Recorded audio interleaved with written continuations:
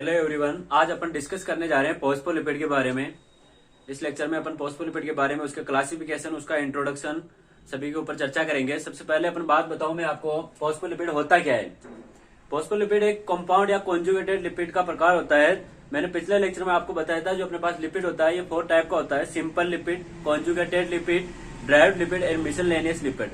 तो अपने पास जो फॉस्फोलिपिड आता है ये आता है कंपाउंड लिपिड के अंदर। कंपाउंड लिपिड, कंपाउंड लिपिड के अंदर आता है। जनरली जो फॉस्फोलिपिड होता है ये बना हुआ रहता है अपने पास में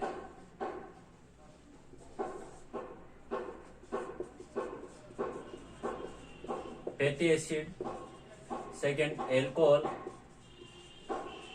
and other phosphate group. In some cases, nitrogen bases are present in phosphate group.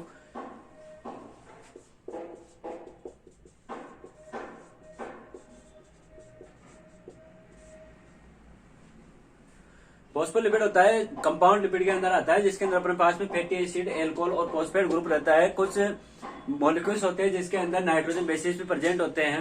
उसके बाद बात करें अपन फॉस्फोलिपिड के टाइप्स की, तो फॉस्फोलिपिड जनरली 2 टाइप्स का होता है in depending of the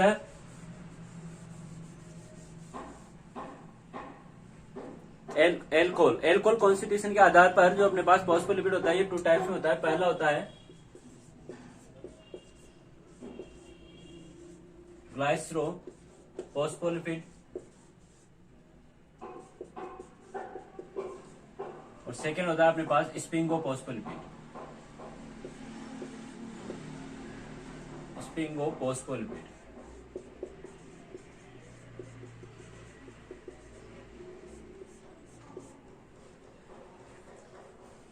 glycerol phospholipid and sphingophospholipid. बात करें अपन ग्लाइसरोल फॉस्फोलिपिड की, तो ग्लाइसरोल फॉस्फोलिपिड होता है, इसमें एज एल्कोहल ग्लाइसरोल पाया जाता है। अपने पास एज एल्कोहल ग्लाइसरोल इसके अंदर पाया जाता है। ग्लाइसरोल होता है ये 3 कार्बन एटम से मिलकर बना होता है, 3 कार्बन एटम से, ठीक है। वहीं बात करें स्पिंगो फॉस्फोलिपिड की, स्पिंगो फॉस्फोलिपिड के अंदर अपने पास एज एल्कोहल स्पिंगोसाइन पाया जाता है। स्पिंगोसाइन स्पिंगोसाइन पाया जाता है, जो जिसके अंदर 18 कार्बन पाया जाता है। 18 कार्बन का मॉलिक्यूल्स होता है स्पिंगोसाइन एज एल्कोहल, इसके अंदर पाया जाता है स्पिंगो फॉस्फोलिपिड में। स्पिंगो फॉस्फोलिपिड का एक अपने पास में सिंपल उदाहरण है, वो है स्पिंगोमाइलिन।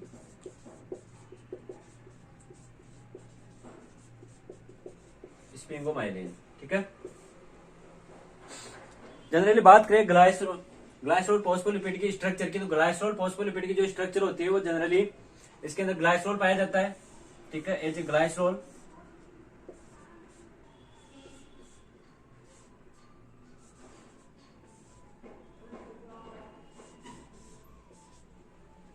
ग्लाइसरोल पाया जाता है। उसके बाद बात करें फैटी एसिड,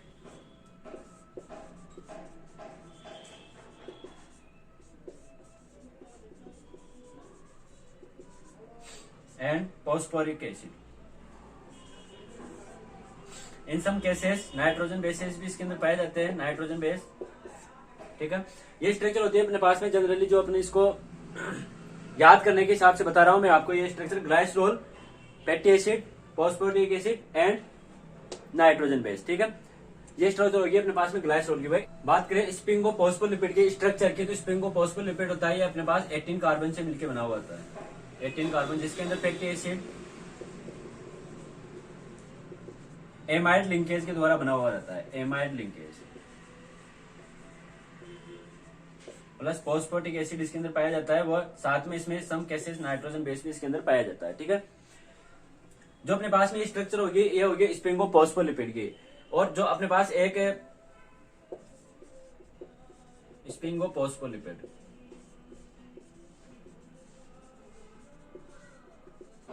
ठीक है। उसके बाद अपन बात करें सेरामाइड, जो अपने पास होता है वो होता है स्पिंगो फॉस्फोलिपिड एंड फैटी एसिड के जो एमाइड बॉन्ड होता है उसे कहते हैं हम सेरामाइड। इसी स्ट्रक्चर को हम कहेंगे सेरामाइड। जब स्प्रिंगो फॉस्फोलिपिड एमाइड लिंकेज के द्वारा फैटी एसिड से जुड़ जाता है उसे हम कहेंगे सेरामाइड। सेरामाइड के अंदर स्प्रिंगो फॉस्फोलिपिड प्लस फैटी एसिड इसके अंदर पाया जाता है जो एमाइड लिंकेज के द्वारा बंधा हुआ रहता है, उसे कहते हैं हम सेरामाइड। ठीक है। उसके बाद बात करें अपन जनरली एग्जांपल की, अगर हम बात करें जनरली एग्जांपल होते हैं अपने पास फॉस्फोलिपिड के होते हैं phosphatidic acid, lecithin, cephalin, phosphatidyl serine, phosphatidyl threonine, phosphatidyl inositol, phosphatidyl glycerol, cardiolipin, plasmalogen, platelet activating factor और स्पिंगोमाइलिन। ठीक है, इनको अगर फॉस्फोलिपिड को अगर हम डिवाइड करें इनके कॉन्स्टिट्यूशन के आधार पर, तो जनरली इनको हम डिवाइड करेंगे nitrogen bases, presence of nitrogen bases and absence of nitrogen bases. उसके बाद हम करेंगे इथर लिंकेज, उसके आधार पर भी हम इसको डिवाइडेशन कर सकते हैं। तो सबसे पहले बात करें अपन फॉस्फेटिक एसिड की। फॉस्फेटिक एसिड एक नॉर्मली सिंपल फॉस्फोलिपिड होता है जो प्रिक्यूजर होता है सारे लिपिड का, इससे ही मिलकर सारे लिपिड बने होते हैं। जनरली फॉस्फेटिक एसिड की बात करें अपन, फॉस्फेटिक एसिड जिसमें ग्लाइसरोल होगा अपने पास,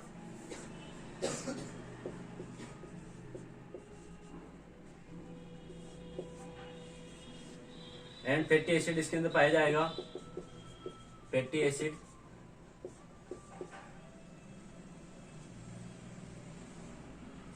उसके बाद फॉस्फेटिक एसिड इसके अंदर पाया जाएगा।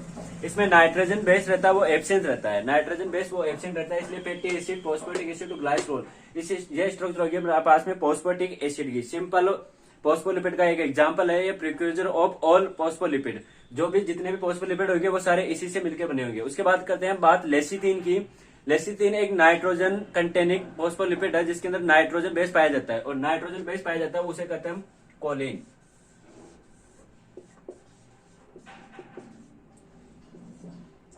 कोलिन नाइट्रोजन बेस इसके अंदर पाया जाता है लेसिथिन के अंदर। Lecithin generally contains of glycerol, fatty acid, phosphatidic acid with nitrogen basis of choline. ठीक है, जनरली अगर लेसिथिन के फंक्शन की बात करें तो ये ट्रांसमिथाइलेशन के अंदर अपने पास काम में आता है, प्लाज्मा मेम्ब्रेन के कॉन्स्टिट्यूशन के अंदर ये अपने पास काम में आता है। उसके बाद बात करें ये कोलेस्ट्रॉल के एब्जॉर्प्शन, कोलेस्ट्रॉल को डिसोल्व करने काम आता है बाइल के अंदर। ठीक है, उसके बाद बात करें नेक्स्ट सिपेलिन। सिपेलिन और लेसिथिन में कुछ भी अंतर नहीं है, इसका अंतर है इसके अंदर नाइट्रोजन बेस होता है वो एक्सचेंज हो जाते हैं, मतलब नाइट्रोजन बेस वो चेंज रहते हैं और बाकी स्ट्रक्चर सेम रहती है। इसके अंदर फैटी एसिड, ग्लाइसरोल और फॉस्फेटिक एसिड तो पाया जाता है, लेकिन कोलिन की जगह पर इसके अंदर इथेनोलेमाइन नाइट्रोजन बेस इसके अंदर पाया जाता है सिपेलिन के अंदर, इथेनोलेमाइन। ठीक है, जनरली सिपेलिन की बात करें ये ब्लड कोगुलेशन के काम आता है, ब्लड कोगुलेशन के अंदर काम आता है, और प्रोथ्रोम्बिन को थ्रोम्बिन में एक्सचेंज करने के लिए सिपेलिन अपनी भूमिका निभाता है। ठीक है, उसके बाद बात करें अपने फॉस्फेटाइल सेरीन। फॉस्फेटाइल सेरीन में जो नाइट्रोजन बेस रहता है वो होता है सेरीन, नाइट्रोजन बेस रहता है वो होता है सेरीन। ठीक है, फॉस्फेटाइडिल इनोसिटोल, फॉस्फेटाइडिल इनोसिटोल के अंदर होता है जो अपने पास में नाइट्रोजन बेस होता है वो इसके अंदर पाया जाता है मायोग्लोबिन, मायो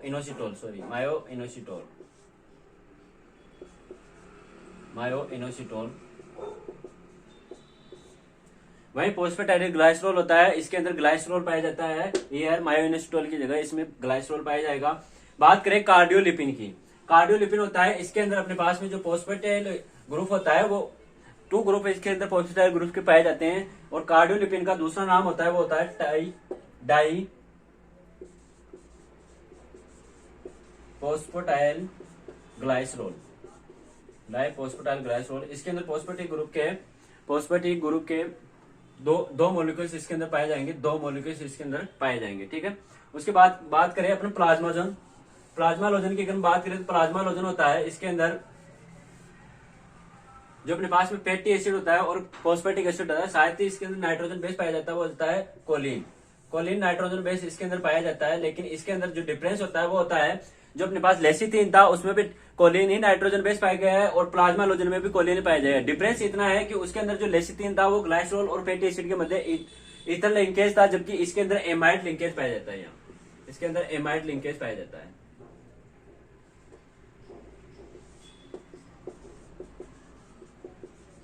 एमाइड लिंकेज सेम उसी तरह अपने पास में आता है platelet activating factor. Platelet activating factor होता है उसमें कोलिन की जगह इथेनोलेमाइन पाया जाता है, इथेनोलेमाइन, एंड फैटी एसिड और ग्लाइसरोल के मध्य एमाइड लिंकेज पाया जाता है। Difference in between cephalin and platelet activating factor. Cephalin के अंदर भी इथेनोलेमाइन पाया गया था और अपने पास प्लेटलेट एक्टिवेटिंग फैक्टर के अंदर भी इथेनोलेमाइन पाया गया, लेकिन उसके अंदर अपने पास में यहाँ पे इथर लिंकेज था फैटी एसिड और ग्लाइसरॉल के मध्य, जबकि इसके अंदर प्लेटलेट एक्टिवेटिंग फैक्टर के अंदर अपने पास में ग्लाइसरॉल और फैटी एसिड के मध्य एमाइड लिंकेज पाया जाता है। ठीक है, उसके बाद बात करें अपन स्पिंगोमाइलिन। स्पिंगोमाइलिन के अंदर स्पिंगोसाइन एज ए एल्कोहल पाया जाता है, उसी के साथ फैटी एसिड इसके अंदर और फॉस्फेटिक एसिड इसके अंदर पाया जाता है। ठीक है, इट इज सिंपल उदाहरण वन एग्जांपल ऑफ स्पिंगो फोस्फोलिपिड। उसके बाद जनरली फंक्शन के ऊपर अपन बात करें फोस्फोलिपिड के जनरली फंक्शन की, उससे पहले मैं फोस्फोलिपिड के स्ट्रक्चर की बात बता दूं आपको। स्ट्रक्चर होती है structure of phospholipid.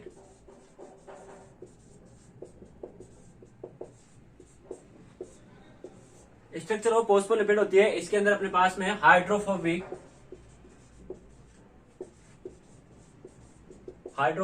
And hydrophilic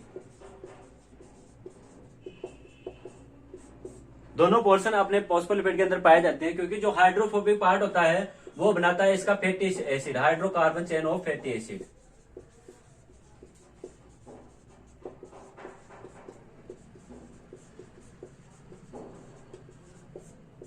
and hydrophilic part होता है वो बनाता है अपने पास में glycerol plus phosphate group plus in some cases nitrogen bases.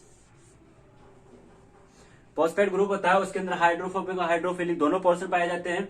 Hydrophobic part होता है वो hydrocarbon chain of fatty acid के द्वारा बने होते हैं, और हाइड्रोफिलिक पार्ट होता है वो ग्लाइसरॉल फॉस्फेटिक एसिड और नाइट्रोजन बेस के द्वारा बना हुआ रहता है। ठीक है, हाइड्रोफोबिक और हाइड्रोफिलिक में डिफरेंस क्या है? हाइड्रोफोबिक का मतलब होता है it is insoluble in water, जो वाटर से इनसोल्युबल होते हैं, जो वाटर के पास में जाने पर उससे दूर जाने की कोशिश करते हैं, उसे हम कहते हैं हाइड्रोफोबिक। हाइड्रोफिलिक होते हैं जो वाटर में घुलनशील होते हैं, सोल्युबल इन वाटर। ठीक है, इसकी वजह से स्ट्रक्चर ऑफ फोस्फोलिपिड की वजह से हाइड्रोफोबिक और हाइड्रोफिलिक नेचर की वजह से फोस्फोलिपिड होता है ये मिसेल का फॉर्मेशन करता है। मिसेल फॉर्मेशन का मतलब हो गया है कि जब इनको हम वाटर में डालते हैं तो ये मिसेल का फॉर्मेशन करता है। सच है जैसे ये वाटर का अपने पास में ये एक बात है, इसके अंदर अपने पास में वाटर है, इसमें वाटर भरा हुआ है। ठीक है, इसके अंदर अगर हम फोस्फोलिपिड को डालते हैं तो मिसेल का फॉर्मेशन करता है, जो इसका हाइड्रोफोबिक पार्ट होगा। हाइड्रोफोबिक पार्ट वाटर से दूर जाने की कोशिश करेगा, जबकि हाइड्रोफिलिक पार्ट है वो वाटर में सोल्यूबल होता है। इस वजह से ये सारे एक मिसेल का फॉर्मेशन करते हैं। इस वजह से मिसेल फॉर्मेशन का दिखाता है phospholipid. Micelle formation help in absorption and digestion of lipid. Digestion and absorption of lipid. ठीक है, जनरली फोस्फोलिपिड के इंपॉर्टेंट फंक्शन की अगर हम बात करें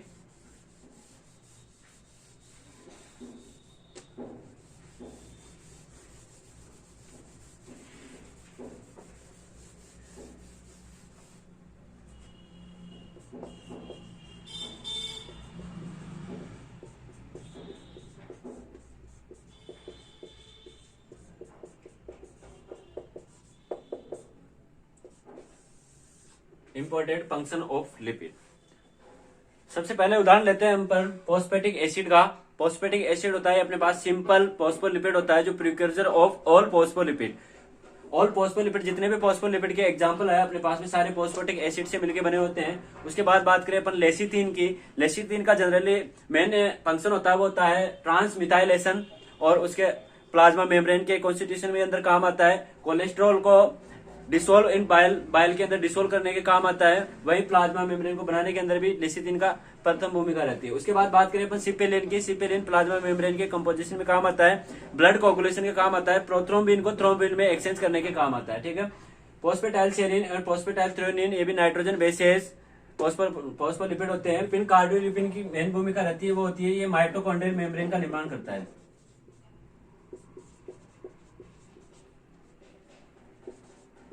इनर माइटोकॉन्ड्रियल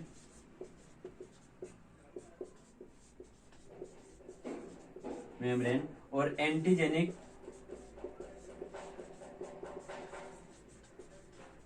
फॉर्मेशन का काम करता है cardiolipin.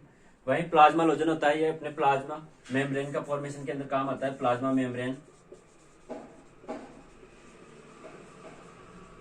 In brain. Platelet activating factor होता है, ये अपने पास में प्लेटलेट के एग्रीगेशन के अंदर काम आता है। वो है स्पिंगोमाइलिन होता है, स्पिंगोमाइलिन अपने नर्व इंसुलेटर के लिए काम आता है, नर्व इंसुलेटर के अंदर, नर्व इंसुलेटर के अंदर अपने पास में स्पिंगोमाइलिन काम में आता है। ठीक है, ये कम्प्लीटली मैंने फॉस्फोलिपिड को आपको काफी अच्छी तरीके से समझाने की कोशिश की है और शायद आपको काफी अच्छी तरीके से समझ में भी आया होगा। इसी तरह मैं बायोकेमिस्ट्री के आपके सामने कंप्लीट क्लासेस प्रोवाइड करवा दूंगा। Thank you so much for watching. Like and subscribe जरूर कर दें, क्योंकि हमारे चैनल पर आपको बहुत ही सरल और इजी लैंग्वेज के अंदर मैं बायोकेमिस्ट्री समझाऊंगा। उसके बाद बात करें अपन, जल्दी ही मैं माइक्रोबायोलॉजी क्लास भी लेकर आने वाला हूं अपने चैनल के ऊपर। Thank you so much for watching. Like and subscribe जरूर कर दें।